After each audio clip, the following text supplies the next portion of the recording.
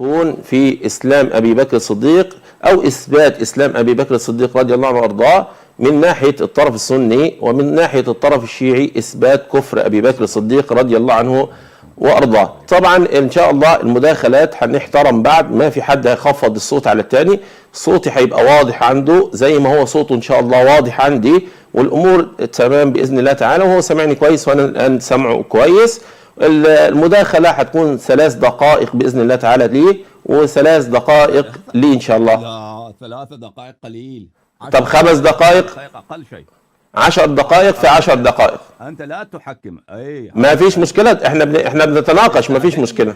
أنت لست بحكم على المناظرة. طيب أنت عايز 10 دقائق، ما فيش مشكلة، 10 دقائق إن شاء الله. اسكت لا يا حول ولي ولا إسماعيل. قوة إلا بالله. ليس لك فقط أن تتكلم، بل أنت اقترح واسألني يا شيخ حسن الله يري، هل أنت توافق؟ طيب حضرتك عايز كام؟ حضرتك عايز كام؟ أي لا تحكم هكذا 3 دقائق.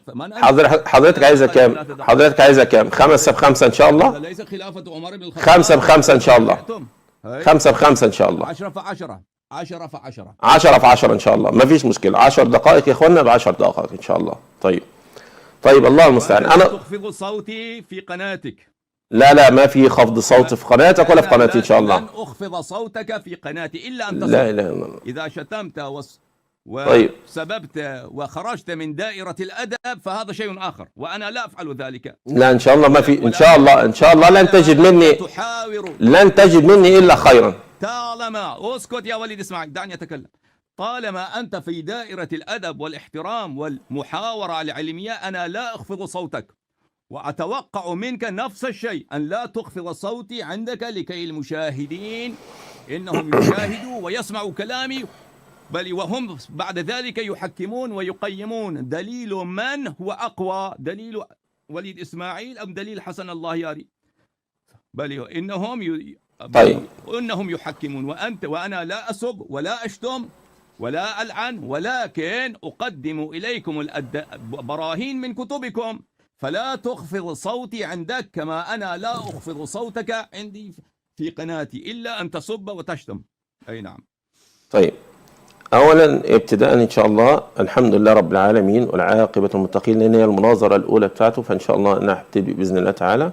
الحمد لله رب العالمين والعاقبة المتقين والعدوان إلا على الظالمين، وصل اللهم على سيدنا محمد وعلى آله وأصحابه أجمعين. أولا ابتداء أنا أثبت إسلام أبي بكر الصديق بمسألة. لماذا أنت أولا؟ لماذا أنت؟ لأن المناظرة أنت اخترت العنوان، حضرتك أنت اللي اخترت العنوان. لا دقيقة أتكلم، لا تقاطعني بارك الله بك. حضرتك أنت اللي اخترت العنوان. لا تختار، وأنت لا تحكم كل شيء. ما هو حضرتك أنت اللي اخترت، أنت اللي هتنهي المناظرة. دعني أتكلم. دعني أتكلم. لو كان كلامي خطأ لا تقبل قل لا أقبل، ولكن دع أتكلم. هذا ليس المناظرة الأولى، هذه المناظرة الثانية بيني وبينك. يا عم أنت بتتكلم من 8 سنين، أنت بتتكلم من 8 سنين وكانت المناظرة في عندك أنت. يا أستاذ هذه المناظرة الأولى، الثانية لك أنت. دوري وأنا أتكلم. بدأنا الهروب. مشاهدينا الكرام، في المناظرة السابقة هو بدأ بالكلام. لا حول ولا قوة إلا بالله. إنا لله وإنا إليه راجعون. كيف؟ من أعطاك هذا الحق أن تبدأ إنا لله وإنا إليه راجعون. أنا أبدأ بالاستدلال. هذه أليس أنت من اخترت؟ لا القناة موجودة والصوت سليم. أليس أنت من اخترت عنوان المناظرة؟ أليس أنت من اخترت عنوان المناظرة؟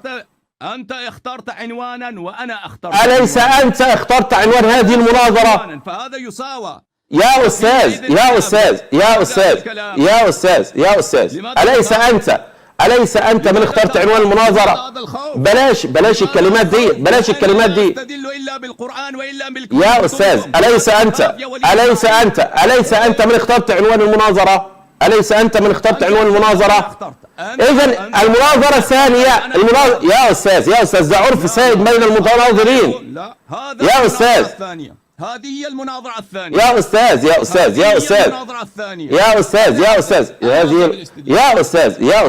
أستاذ لو سمحت اهدى بس، ما تخاف، اهدى. عايزين أنت بس الذي تخاف. على فكره على أنت فكره الذي تخاف. على فكره على فكره على فكره أنا على لا فكره أستدل إلا بالكتاب على فكره يعني انا هستدل بالبطيخ يا استاذ يا استاذ يا استاذ يا استاذ انت مرتبك ليه؟ انت مرتبك ليه؟ انت مرتبك ليه؟ الحمد لله واعترفت. انت مرتبك ليه؟ انت مرتبك ليه؟ انت مرتبك ليه؟ اعترفت بكفر ابي بكر. الحمد انت لله. مرتبك ليه؟ انت مرتبك ليه؟ انت مرتبك ليه؟ إيه. انت مرتبك ليه؟ اهدى بس، اهدى لماذا اهدى لا اهدى اهدى لا اهدى تأذن اهدى لي أن حبيبي، أبدأ اهدى بالمناظرة؟ حبيبي، اهدى أنا اهدى أبدأ. اهدى اهدى اهدى اهدى اهدى حبيبي، اهدى حبيبي. حضرتك اللي اخترت العنوان، يعني انا المفروض ان انا اثبت ايمان ابي بكر الصديق. لحضرتك المناظره الثانيه المفروض انت اللي بتبدا، لان انا اللي اخترت العنوان، الا وهو في مساله العصمه في كتاب الله عز وجل. ده عرف سائد حضرتك، ده عرف سائد. اما ان انت بتكلمني حضرتك من 8 سنين. لو سمحت حضرتك بص، انا هقول لحضرتك حاجه. انا لن اخذ 10 دقائق. اديني دقيقه واحده واتكلم انت بعدها، ماشي؟ دقيقه واحده، يعني المداخله بتاعتي دقيقه واحده. الان دوري دقيقه لو سمحت دقيقه واحده انا دقيقه واحده اتكلم. اتفضل حتى الدقيقه مش راضي. اجيب على ما طرحته. اتفضل. اي اشكرك بارك الله بك. اولا ان الناس يكتبون الي بالتكست وهم يقولون صوتي منخفض في قناتك، وانا اتوقع منك هذا الاسلوب، انكم تخافون، وانكم بل في الخوف مما انا سوف اقدم اليكم. أنا لا إن شاء الله تبارك وتعالى لا أستدل إلا بالقرآن، ولا أستدل إلا بالسنة التي أنتم رويتم في كتبكم مع تصحيح الروايات والأحاديث، ومن ذلك إن شاء الله تبارك وتعالى أثبت مقصودي. وأما ما قلت فلأجل ذلك إنك خفضت صوتي في قناتك. أما ما قلت إنك تبدأ أولا لأنني اخترت الموضوع، وهذا المناظرة الأولى بيننا، وهذا كذب منك كما هو دعبك، وأنت لا تستحي من الله. هذا المناظرة الثانية، وهذه بل استمرار لتلك المناظرة، لأنك هربت من تلك المناظرة، وإنك اخترت موضوعا وأنا اخترت موضوعا، فهذا من تلك الناحية بيننا مساواة، ولا فضيلة لأحد على الآخر. من ذلك الناحية بيننا مساواة. أما المناظرة الأولى أنت بدأت بالكلام، انظر إلى التسجيل يا أستاذ. أنت بتتكلم في 8 سنين، حضرتك بتتكلم في 8 سنين. اسكت لا تقاطعني، اسكت. وهذه المناظرة الثانية. حسن ياري سمعني إن شاء الله. أبدأ بالكلام فالحمد لله رب العالمين. حسن ياري دقيقة واحدة أنا أخذ في المقدمة بتاعتي دقيقة واحدة، خذ 10 دقائق، دقيقة واحدة بس، دقيقة واحدة، يعني أنا أبدأ بدقيقة واحدة وبعدين أنت خذ 10 دقائق. من حقي أن أبدأ. لا مش من حقك، ليس من حقك، أنت من طلبت. أنت من طلبت دقيقة واحدة.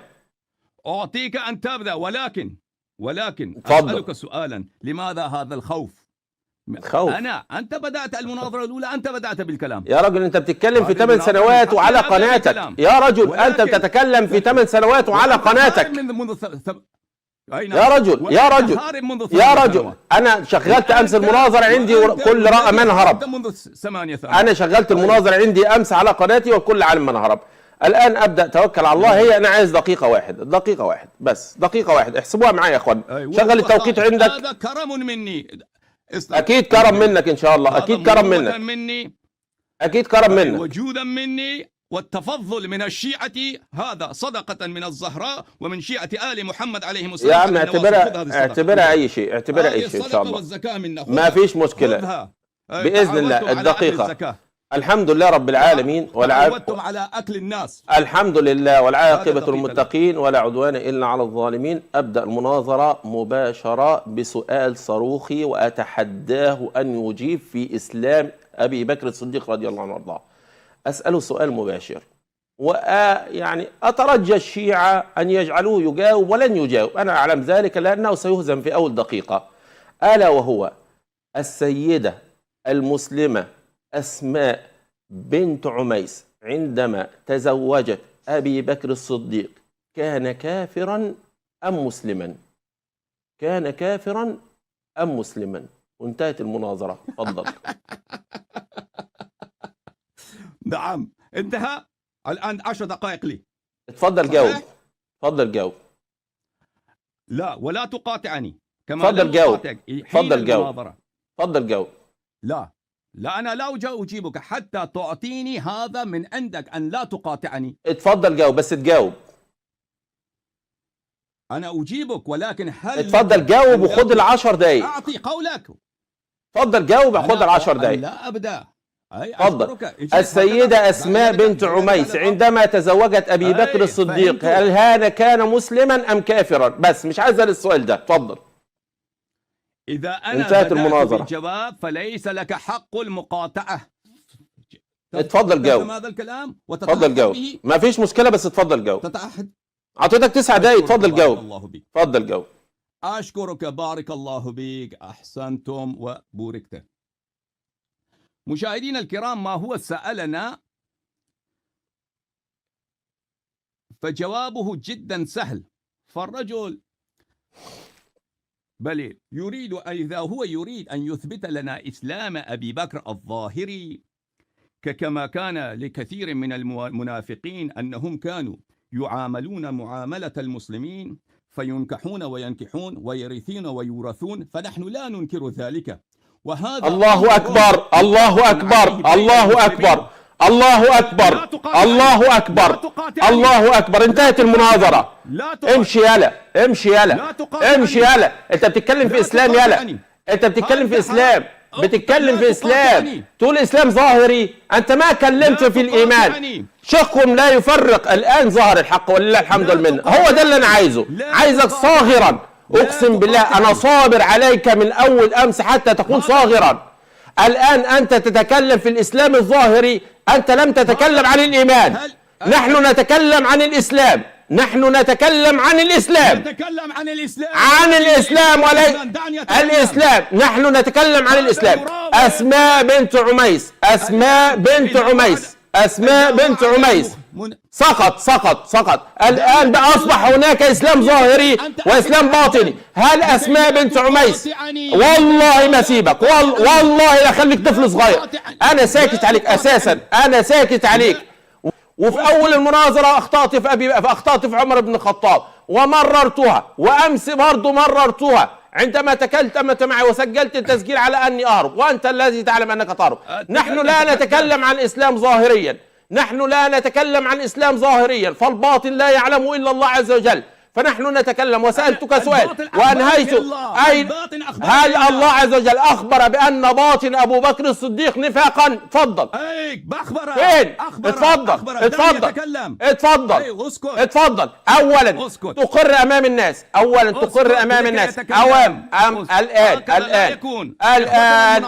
تقر أمام الناس أن السيدة أسماء بنت عميس عندما تزوجت أبي بكر الصديق كان مسلما. هل تقر بذلك؟ الرجل لا يفرق بين الإيمان وبين الإسلام. المناظرة يا أحبة. الجواب. اتفضل الجواب. اتفضل. هذا من أدبك يا أيها العمري. ده من أدبك. ده أنا هديك ب60 جزمة يا أوسخ جزمة. امشي يلا. انتهت المناظرة. امشي يلا. امشي يا ابن الجزمة. شوف بقى أكتر من كده. امشي يا ابن الجزمة. يلا اقفلوا عليه. امشي يا ابن الجزمة. امشي.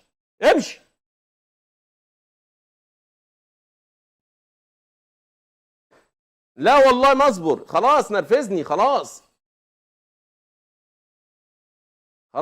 انسوا.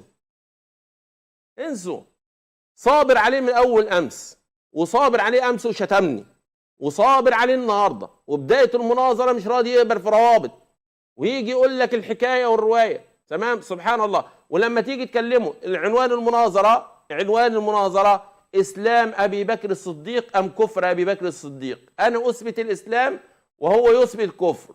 الآن عندما سألته السؤال وقلت له السيدة أسماء بنت عميس عندما تزوجت أبي بكر الصديق هل كان مسلما أم كافرا؟ قال لك إسلام ظاهريا. وهيبتدي أول المسألة سهلة هي. خلاص انتهت المناظرة. وعدتكم ان انا انهي المناظرة في اول دقيقة، والله الذي لا اله الا هو. لو اجتمع علماءهم جميعا